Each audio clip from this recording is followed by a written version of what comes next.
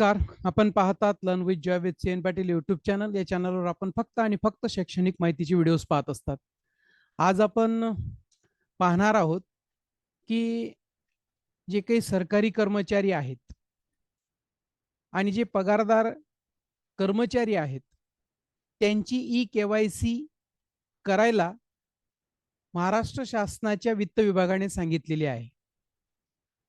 ती ई-केवायसी करताना आपले कर्मचारी वेगवेगळ्या विभागातले कर्मचारी बँकेमध्ये जाऊन त्यांची तिथं गर्दी होते आहे आणि विनाकारण इकडे तिकडे हेलपाट्या मारायला लागत आहेत.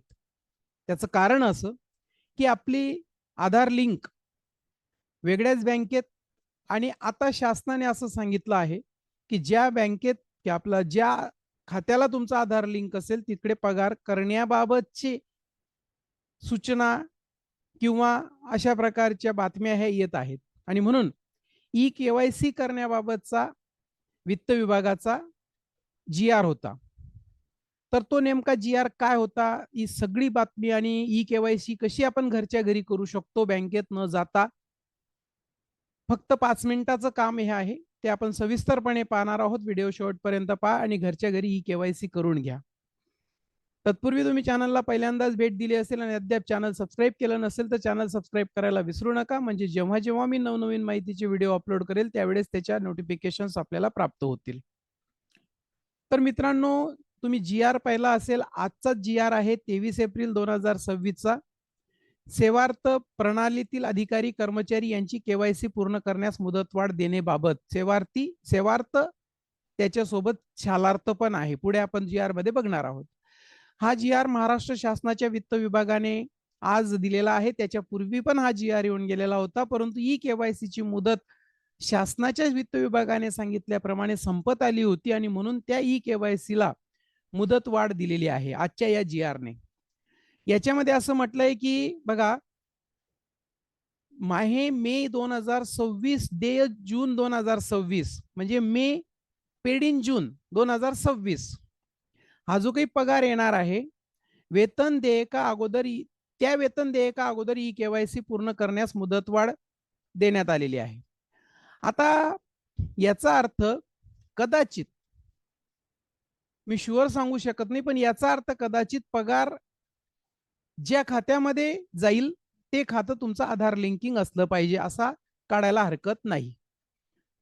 तर या संदर्भात अजून दुसऱ्या पेजवर असं म्हटलंय बघा, सदरची मुदतवाढ ही सर्व जिल्हा परिषदा, मान्यताप्राप्त व अनुदानित अशासकीय प्राथमिक व माध्यमिक शाळा, शालेय शिक्षण विभागाच्या शालार्थ प्रणाली, मी तुम्हाला बोललो की वरती जरी सेवार्थ दिलेला होता पण शालार्थ प्रणाली, महाराष्ट्र पशु व मत्स्य विद्यापीठ, विज्ञान विद्यापीठ, कृषीतर विद्यापीठे व त्यांच्याशी संलग्नित मान्यताप्राप्त आणि विना अनुदानित अशासकीय महाविद्यालय, कृषी विद्यापीठे आणि त्यांच्याशी संलग्नित मान्यताप्राप्त अनुदानित महाविद्यालय, संस्था, आदिवासी विकास विभागाअंतर्गत असलेल्या मान्यताप्राप्त व अनुदानित आश्रम शाळा, संस्था, वैद्यकीय विद्यापीठ, उच्च व तंत्र शिक्षण कौशल्य विकास विभागाच्या अधीनस्थ संस्था, सामाजिक न्याय व विशेष सहाय्य विभागातील संस्था यांना तो लागू आहे. आणि म्हणून जे या वेगवेगळ्या विभागांमध्ये कार्यरत कर्मचारी आहेत त्यांना त्यांची ई-केवायसी पूर्ण करून घेण्याची जबाबदारी त्यांच्यावर त्या कर्मचाऱ्यांवर आहे. तर या अनुषंगाने आता ही घरी बसल्या कशी करायची ते आपण पाहणार आहोत. ही होती पार्श्वभूमी की का करायची आणि का करणं गरजेचं आहे आणि कुठपर्यंत करायची. तर आता बघूया मित्रांनो की कशा पद्धतीने करायची. सगळ्यात अगोदर तुम्ही हे जाणून घ्या की तुमचं आधार कोणत्या बँकेच्या खात्याशी लिंक आहे. मग ते कसं जाणून घ्यायचं? बँकेत जावं लागणार नाही. त्याच्यासाठी आपण बघा गुगलला UIDAI आधारची वेबसाईटला भेट द्या. त्याला तुम्ही असं आधार टाकलं, UIDAI ला लिंक क्लिक केलं तर अगोदर भाषा निवडा, इंग्लिश, हिंदी, तुम्हाला जी येत असेल ती, मराठी. इंग्लिशला क्लिक केल्यानंतर भाषा तुमच्यावर आहे. तर इथं अशा प्रकारचं इंटरफेस तुमच्या समोर दिसेल. आधार सर्व्हिसेस वर क्लिक करा.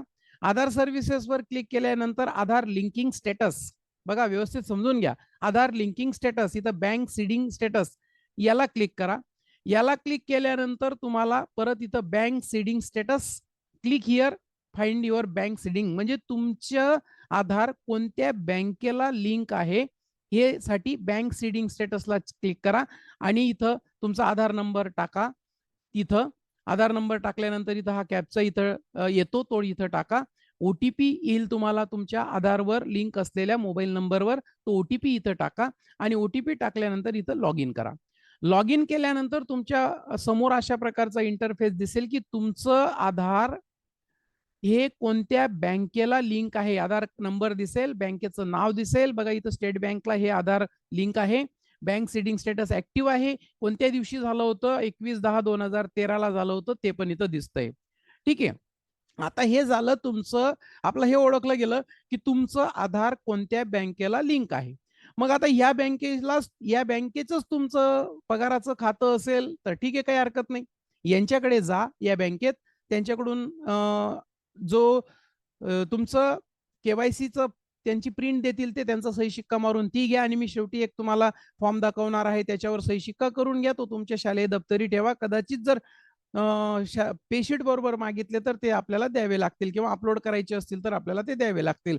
आणि मग आता हे समजलं तुम्हाला इथं की तुमचं बँक कोणाशी, कोणत्या तुमचं आधार कोणाशी लिंक आहे, कोणत्या बँकेशी लिंक आहे. पण आता जर समजा हे झालं, जर तुमचं याच बँकेमध्ये असेल आणि याच बँकेत तुम्हाला करायचं असेल तर नो प्रॉब्लेम. पण आता ज्यांना दुसऱ्या बँकेत, या बँकेत नको असेल, तुम्हाला दुसऱ्या बँकेत पगार होतो तुमचा आणि त्या बँकेत तुम्हाला लिंक करायचं असेल, तर मग आता याच्या पुढची प्रोसेस आहे बघा. तर आता NPCI या वेबसाईटवर जा. बघा इथं दिसते आहे क्लिअर. याच्यामध्ये NPCI याला क्लिक करा. याला क्लिक केल्यानंतर आता आपण बँक चेंज करतोय. बँक दुसऱ्या बँकेला आपल्याला आता करायचंय. मग त्याच्यानंतर इथं कस्टमर दिसेल ऑप्शन, कस्टमरला क्लिक करा. कस्टमर नंतर इथं भारत आधार सीडिंग एनेबलर बेस या अशा प्रकारचं रायटिंग मध्ये दिसेल, त्याला क्लिक करा. त्याला क्लिक केल्यानंतर तुम्हाला इथं बघा अशा प्रकारचा इंटरफेस दिसेल. आधार सीडिंग डिसीडिंग याला क्लिक करा. त्याच्यानंतर इथं तुमचा आधार नंबर टाका. इथं सीडिंग वर क्लिक करा. डिसीडिंग नका करू, डायरेक्ट सीडिंग वर क्लिक करा. तुम्ही डिसीडिंग करणार, मग अजून नंतर परत सीडिंग करणार, त्याच्यापेक्षा इथं सीडिंग वर करा. आपण पुढे समजून घेणारच आहोत. सीडिंग वर करा. आता बँकेचं नाव टाका. तुम्हाला ज्या बँकेत आता आधार लिंक करायचंय त्या बँकेत, मागे आपण पाहिलं होतं स्टेट बँकेला होतं, आता आपण दुसरी बँक टाकतोय. म्हणून ज्या बँकेला आता तुम्हाला आधार लिंक करायचंय, ज्या बँकेत तुमचा पगार होतो आहे, त्या बँकेला तुम्हाला आधार लिंक करायचं आहे. म्हणून त्या बँकेचं नाव इथं टाका. सिलेक्ट युअर बँक, खाली बँकेचे नाव येतात, ती बँकेचं नाव सिलेक्ट करा.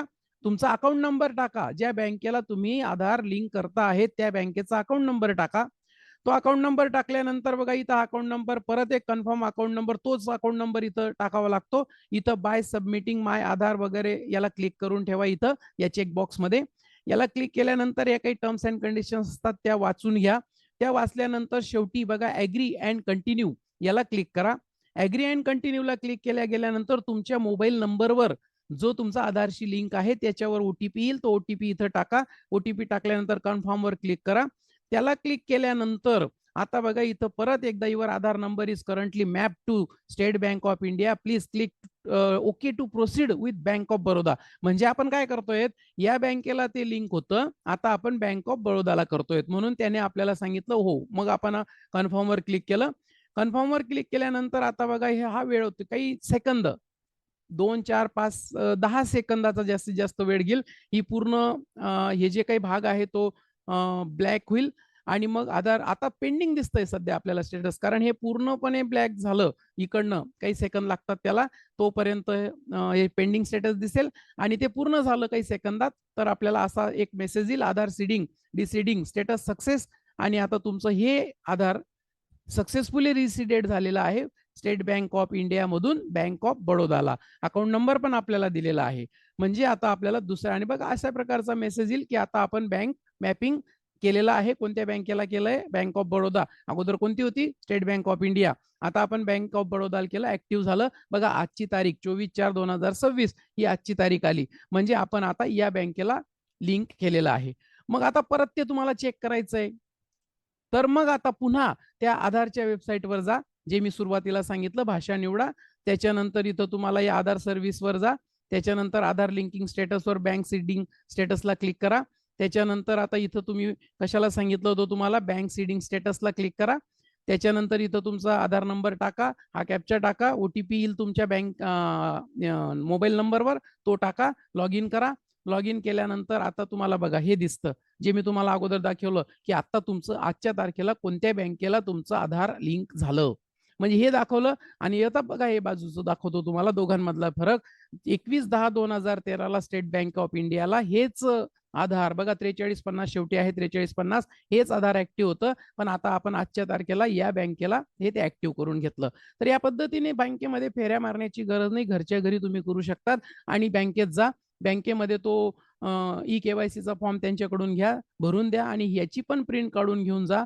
असं माहिती झालेलं आहे. कितपत याच्यामध्ये तथ्य माहीत नाही. परंतु ही सगळी माहिती भरून तुमची सही, बँकेच्या अधिकाऱ्याचा सही शिक्का आणि हे पत्र तुमच्या शाळेमध्ये द्यावं लागेल. तुम्ही ज्या ठिकाणी कामाला आहेत त्या ठिकाणी तुम्हाला ते द्यावं लागेल. ई-के-वाय-सीचा फॉर्म आणि म्हणजे या पद्धतीने इतकी सोपी पद्धत आहे. घरी बसल्या फक्त 2, 4 ते 5 मिनिटात जास्तीत जास्त होतं.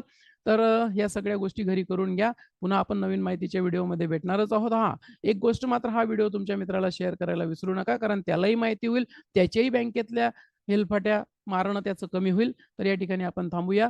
Thank you.